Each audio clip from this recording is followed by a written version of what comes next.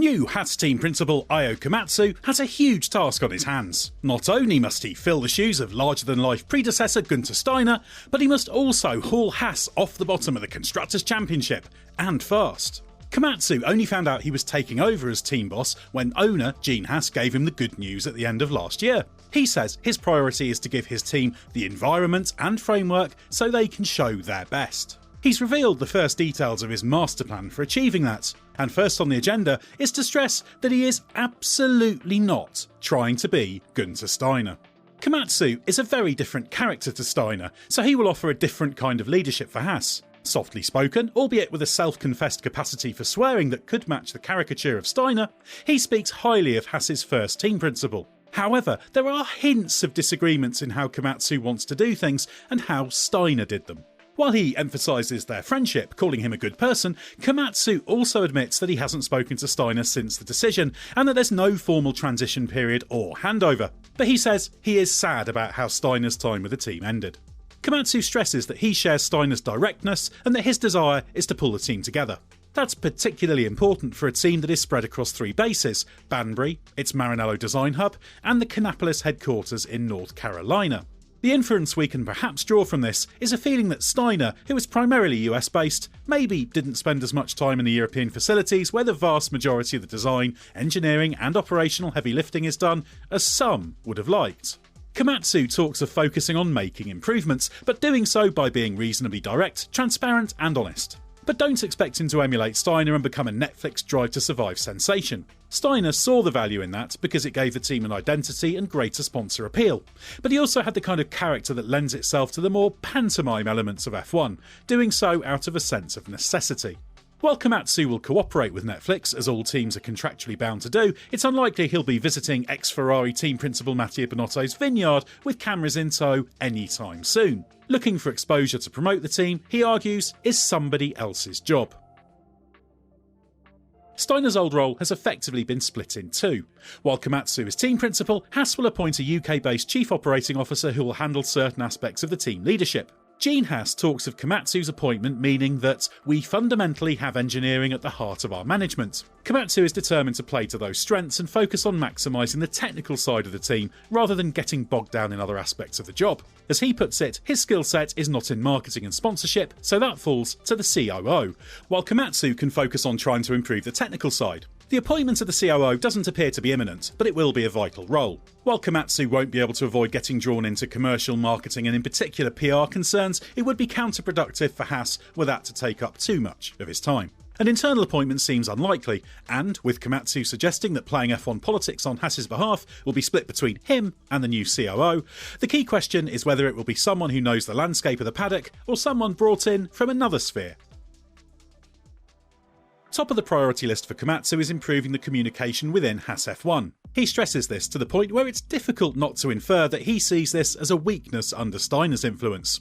But Komatsu is careful not to say that directly. F1 teams today are mini-industrial complexes made up of hundreds of people and dozens of departments. This is a common challenge, but it's heightened for Haas given its geographical setup. Komatsu is firmly embedded in the UK side of the operation, having worked as the senior trackside engineer since joining the team ahead of its 2016 debut.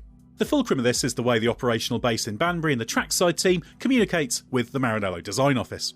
On Wednesday, Komatsu was in Maranello for discussions with senior personnel there, ensuring he is seen as the boss across both facilities rather than someone politically aligned with the UK side could make or break his leadership. For any team, the way the trackside team and the design side at the factory work is crucial and can so easily become wrapped with politics, which is a particular risk for Haas. Komatsu believes this was one of the key reasons why car development was poor in 2023. It's not that Komatsu doesn't accept disagreements, which he describes as healthy, but he wants everyone to understand why decisions are being made and the objectives, as well as ensuring different departments are pulling in the same direction. The technical leadership both at Banbury and Maranello will change, although Komatsu understandably refuses to offer details of exactly how until he has completed his discussions with team personnel. A reshuffle in trackside operations is likely necessary, with a senior trackside engineer needed to take his place. This seems particularly important, as while Komatsu will be focused on the technical side of the operation, he cannot continue to do his old job. It's likely this will be facilitated with a reshuffle of existing personnel. What happens at Maranello is a bigger question. The departure of technical director Simone Resta means a replacement must be appointed, with chief designer Andrea De Zordo understood to be the leading contender. This is Komatsu's biggest and most immediate challenge, and he's conscious of the risk of coming at it with a perspective too closely aligned with the UK side. But he sees the technical partnership with Ferrari as a strength of the team and not something he needs to devote much attention to in the short term. While there are clearly limitations to Haas and legitimate concerns that the lack of investment compared to its nearest rivals means its potential is limited, Komatsu does not believe Haas has ever maximised what it has available to it. Haas finished 5th in the Constructors' Championship in 2018. However, outside of that year, Haas has always finished 8th, 9th or 10th in the standings, and it's been last in 2 of the last 3 seasons. Komatsu argues there is plenty the team can do to improve its recent performance within its current setup and budget. Hitting that ceiling is therefore what needs to happen before he will be concerned with needing bigger changes to be made. Gene Haas doesn't give the impression of being interested in making extra financial resources available, but he has suggested that should his team maximise what he sees as its potential, he might be willing to. Whether that could ever lead to an overhaul of the current model with its Ferrari technical partnership, a trio of bases, and ongoing use of Dallara is another question.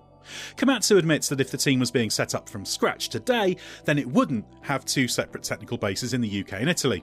However, he says that was very beneficial in getting the team off the ground in the first place. It surely raises a concern that Haas's natural rivals, Stake as it evolves into Audi's works team, the team formerly known as AlphaTauri, and Williams are investing heavily at the same time. Williams owner Dorilton Capital started spending money on the team as soon as it bought it in 2020, long before its results improved. If Haas must fulfil its current potential before there is any chance of the investment taps being turned on, it risks falling permanently behind. In the short term, Komatsu's priority is to avoid a repeat of last year's disastrous season. Despite a car that was rapid enough over a single lap and reached Q3 11 times, the tyre degradation was terrible thanks to aerodynamic troubles and meant it scored a paltry 12 points. As Gene Haas puts it, "I'm embarrassed that we haven't been able to do better." The 2024 car will run for the first time at Silverstone on February 11th in a 200km promotional event, with a second day of running taking place 2 days before the start of pre-season testing in Bahrain. But expectations are being kept in check. Komatsu is hopeful that there will be signs of improvement in the way the team is working as the campaign progresses. While that might mean it still finishes last, the key is that there is an upward trend. What's clear is that improvements are expected and there's no freedom to write off the next 2 seasons and prepare for 2026, when the power unit and chassis regulations change significantly. Komatsu explains that Haas wants to get off the back of the grid as soon as possible because it's embarrassing to be doing so badly.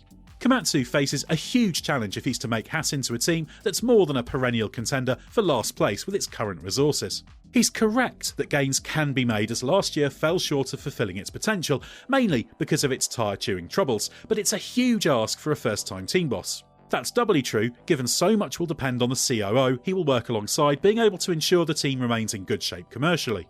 However, given the limitations imposed by Gene Haas, Komatsu is looking in the right areas that could yield improvements in terms of better integration of the team. But there's still a big question about whether the limitations inherent in the team and the current investment level means he will be expected to perform the impossible in dragging Haas up the grid.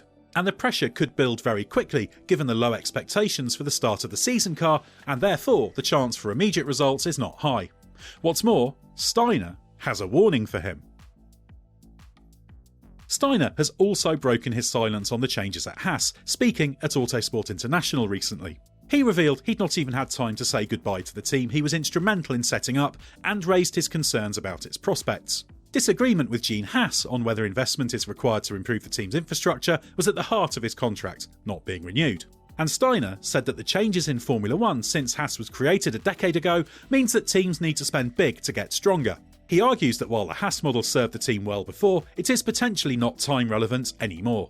Steiner resisted sticking the boot into Haas, and potentially he will be relieved no longer to be stuck in a situation where he feels the team is not spending as it should to be relevant in F1.